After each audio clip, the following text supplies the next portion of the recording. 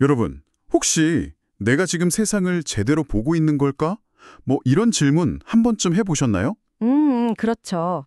누구나 가끔 그런 생각 할 수 있죠. 오늘 저희가 파헤칠 책이 바로 칸트의 순수 이성 비판인데요. 이게 그 질문에 대한 가장 근본적인 답변을 담고 있다고 할 수 있습니다. 네, 맞아요. 이 책을 통해 여러분이 얻어갈 가장 중요한 통찰은 이거예요. 우리가 경험하는 세계는 사실 우리 이성이 미리 가진 어떤 틀 있잖아요. 그걸 통해 구성된 것이고 또 그 이성에는 명확한 사용 설명서와 한계가 있다. 아, 어떻게 보면 좀 충격적일 수도 있는 이야기죠. 네, 그렇죠. 보통은 우리가 세상을 있는 그대로 본다고 생각하는데 사실은 우리 마음이, 그러니까 우리의 이성이 세상을 만들어 보여준다는 거니까요. 네. 혹시 나는 무엇을 알 수 있지? 아니면 내 생각의 한계는 과연 어디까지일까? 뭐 이런 질문에 정면으로 한번 부딪혀 보고 싶다? 그러시다면 이 책이 정말 최고의 안내서가 될 겁니다. 맞아요. 단순히 지식을 얻는 걸 넘어서서 알, 그 자체가 도대체 어떻게 가능한 건지 그 생각의 뿌리를 파고들게 만들죠. 네, 순수 이성 비판. 근데 제목부터가 어렵다는 악명이 좀 자자하긴 한데 너무 걱정은 마세요. 하하, 그렇죠. 오늘 저희가 이 두꺼운 벽돌책에서 진짜 가장 반짝이는 핵심 아이디어만 쏙쏙 뽑아서 여러분 머릿속에 아하 하는 전구를 확 켜드릴게요. 좋습니다. 자, 그럼 우리 생각의 작동 원리를 탐구하는 여정 한번 같이 떠나볼까요? 칸트가 이 책을 쓰던 시대를 보면요. 철학계에는 크게 두 가지 생각이 아주 팽팽하게 맞서고 있었어요. 네, 그랬죠. 쪽은 모든 지식은 오직 경험을 통해서만 얻을 수 있다. 이렇게 주장했죠. 태어날 땐 백지 상태고 오감으로 겪으면서 세상을 배운다는 거예요. 영국의 경험론자들이 대표적이고요. 다른 한쪽에서는 아니다. 경험 없이도 이성적인 생각만으로 참된 진리를 알 수 있다. 이렇게 본 거죠. 예를 들면 수학 공식처럼요. 수학 공식이요? 네, 1 플러스 1은 2 같은 거요. 굳이 세상에서 사과 하나 더하기 하나 이걸 경험해보지 않아도 참이라는 걸 알 수 있잖아요. 이런 합리론자들은 이성의 힘을 믿었던 거죠. 근데 칸트는 이 두 가지 입장이 모두 반쪽짜리라고 생각했어요.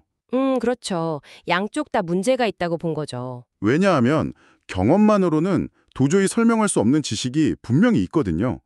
예를 들어서 모든 사건에는 원인이 있다는 생각? 아, 네. 인과율. 우리가 세상의 모든 사건을 다 경험해 본 것도 아닌데 어떻게 이걸 보편적인 법칙처럼 확신할 수 있냐는 거죠. 맞아요. 경험론자인 휴움 같은 경우는 그냥 그건 우리가 반복해서 보니까 생긴 습관일 뿐이다라고 했지만 칸트한테는 그게 뭔가 좀 석연치 않았던 거죠. 그렇죠.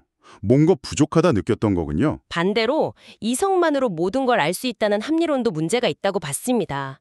이성만으로 막 신의 존재나 영혼의 불멸 같은 경험 불가능한 영역까지 파고들려고 했는데 자꾸 서로 모순되는 주장만 내놓기 일쑤였거든요.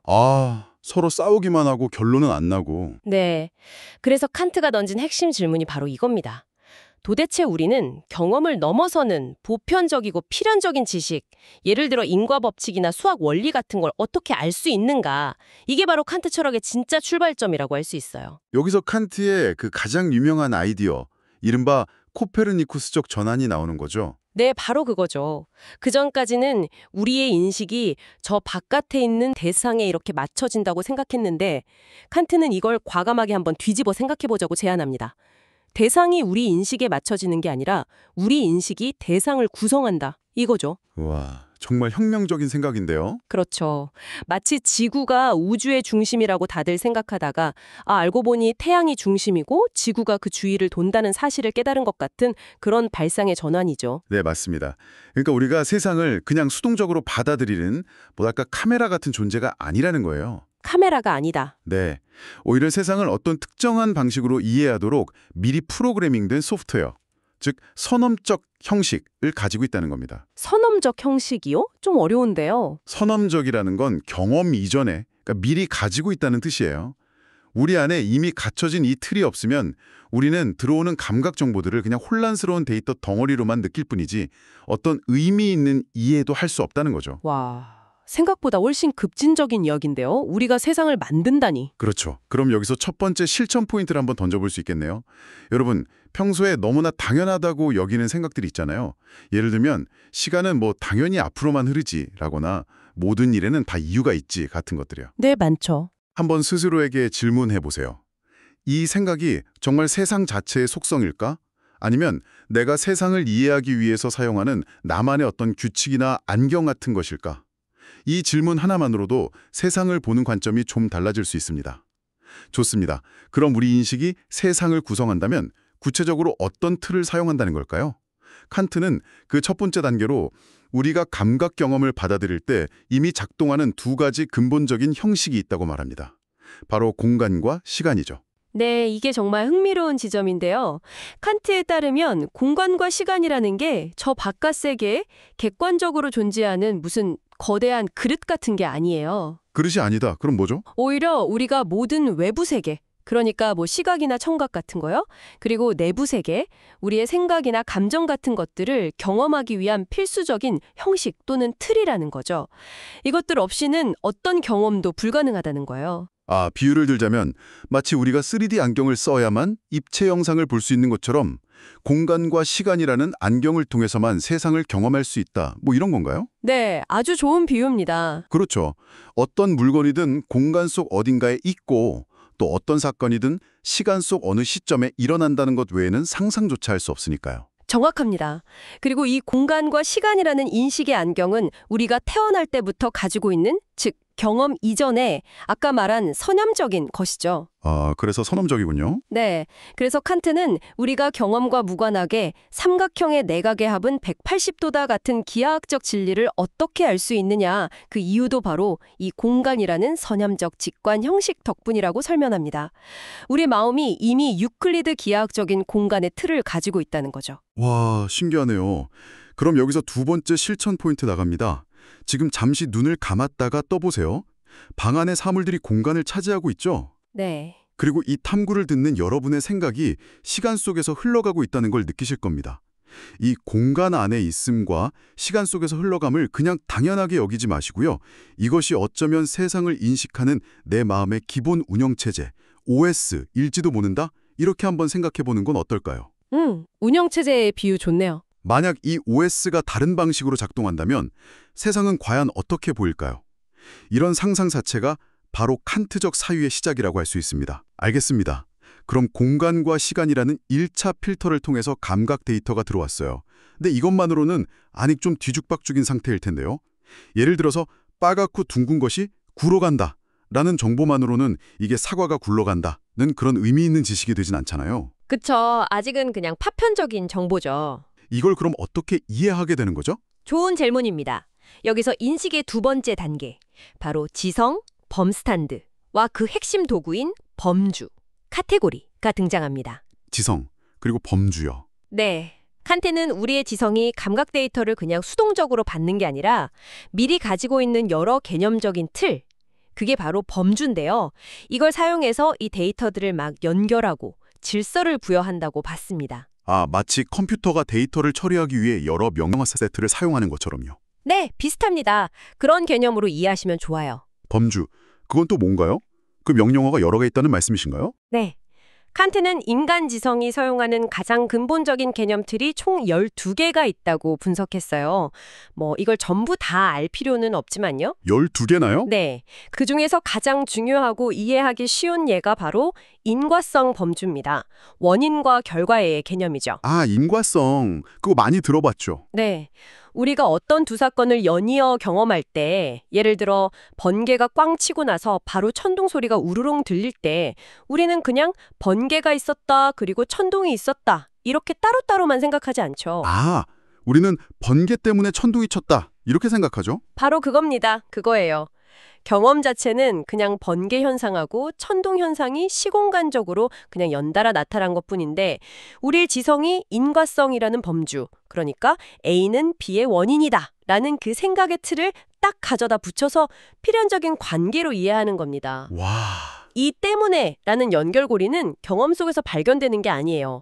우리 지성이 세상을 이해하기 위해 사용하는 기본적인 문법 규칙 같은 거라고 할 수 있죠. 문법 규칙이요? 와, 그럼 우리가 과학 법칙이라고 부르는 그런 인과관계들도 사실은 세상에 원래 있는 게 아니라 우리 머릿속의 규칙이라는 건가요? 좀 충격적인데요? 정확히 말하면 과학 법칙이 다루는 현상 세계의 인과관계는 우리 이성이 구성한 질서 안에서 객관성을 갖는다고 봐야죠. 하지만 중요한 건 이거예요. 이 인과성을 포함한 12개의 범주들은 오직 우리가 경험할 수 있는 세계, 즉 시공간 안에서 주어진 현상들에 대해서만 유효하게 사용될 수 있다는 겁니다. 아, 사용 범위가 정해져 있다. 네, 칸트는 이걸 아주 강력하게 강조해요.